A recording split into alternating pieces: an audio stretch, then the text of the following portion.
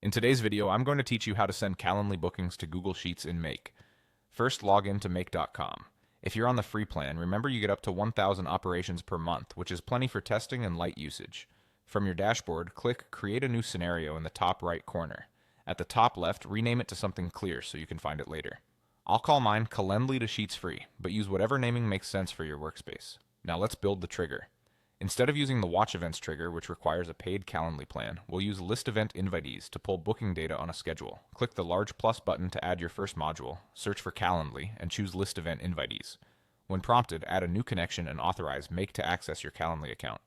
In the configuration, set the user to your own URI, which is typically listed as Me. For status, choose Active so canceled meetings don't clutter your sheet. Set the sort to Created at Desk so the newest bookings are returned first. Then click the small clock icon on the Calendly module and schedule it to run every 15 minutes. That's the minimum interval available on the free plan and keeps your sheet fairly up to date without burning through operations. Next, connect Google Sheets. Click the plus icon to the right of the Calendly module, search for Google Sheets and select Add a Row. Authorize your Google account and grant permissions so Make can write to your spreadsheet. Choose the spreadsheet you prepared ahead of time.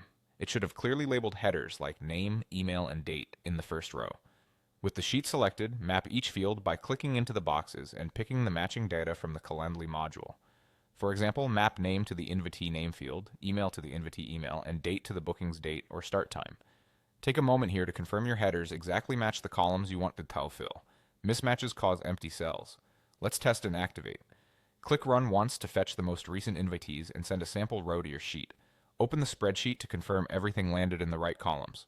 If something looks off, adjust your field mapping and run it again. When you're happy with the result, save the scenario and make sure the scheduling is enabled so it runs automatically every 15 minutes. That's it, your Calendly bookings will now flow into Google Sheets hands-free.